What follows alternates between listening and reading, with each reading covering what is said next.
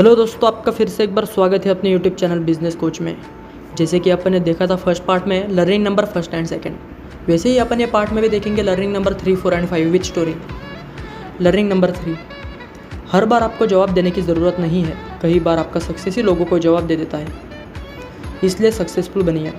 Since 1998 की बात है, रतन टाटा साहब ने इंडिका कार लॉन्च की थी, भारत की पहली स्वदेशी कार, और जो रिस्पॉन्स उन्हें मार्केट से चाहिए था वो उन्हें नहीं मिला। धीरे धीरे कंपनी घाटे में जाने लगी और बात उस नौबत पर आ गई कि उन्हें लगा कि कंपनी बेच देते हैं। तो एक मीटिंग फिक्स हुई फोर्ड कंपनी के बिल फोर्ड साहब से। मीटिंग शुरू हुई तब फोर्ड कंपनी के मालिक बिल फोर्ड साहब थे। उन्होंने जो रतन टाटा साहब से कहा वो कुछ बातें उनके मन में घर बना गई। उन्होंने कहा कि जब आपको आता ही नहीं है बिज़नेस तो इस बिज़नेस में कदम क्यों रखा, और आज हम आपकी कंपनी खरीद के आप पे बहुत बड़ा एहसान कर रहे हैं। रतन टाटा साहब ने कुछ नहीं कहा, मीटिंग कैंसिल हुई और चुपचाप वहाँ से निकल गए। अपने एम्प्लॉयज़ से कहा जी तोड़ के मेहनत करनी है और इसे सक्सेसफुल बनाना है। धीरे धीरे मेहनत रंग लाने लगी और टाटा इंडिका लोगों के घर पहुंचने लगी, और दूसरी तरफ जो फोर्ड कंपनी थी वो घाटे में जाने लगी। तब रतन टाटा साहब को लगा कि क्यों ना आप उनकी मदद की जाए।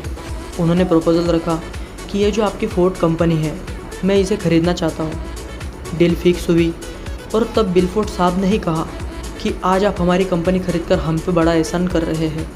10 साल के अंदर अंदर बिल फोर्ड साहब को उनका जवाब मिल चुका था।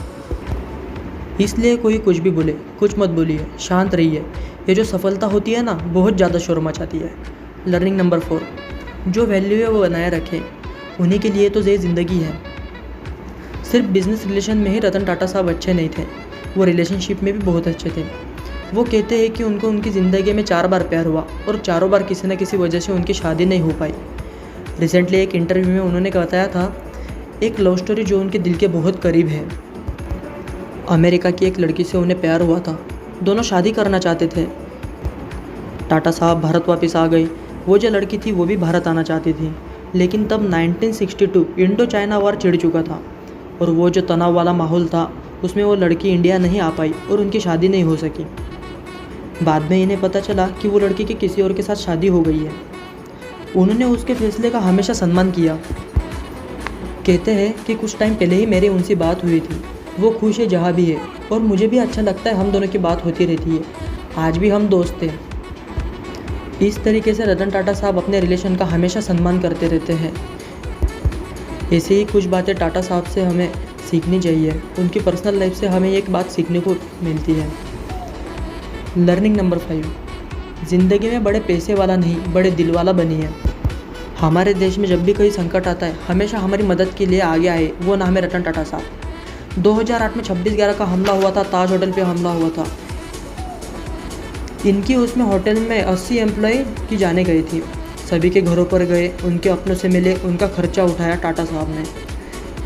ये जो इतना बड़ा पेंडेमिक आया भारत में कोविड-19, तब रतन टाटा साहब ने 1500 करोड़ रुपीस की मदद हमारे देश के लोगों के लिए की।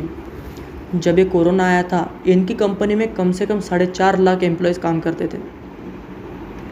रतन टाटा साहब ने एक भी एम्प्लॉय को उनके कंपनी से नहीं निकाला और उनको कहा कि आप हमारे ही परिवार का एक हिस्सा है, कोई कहीं नहीं जाएगा। ऐसे ही कुछ बातें हैं, घटनाएं हैं जो हमें बताती है कि रतन टाटा साहब बड़े दिल वाले हैं। और ऐसे ही अपन सब डिमांड नहीं कर रहे कि उन्हें भारत रत्न मिल जाना चाहिए, वो सही में भारत के असली रत्न हैं।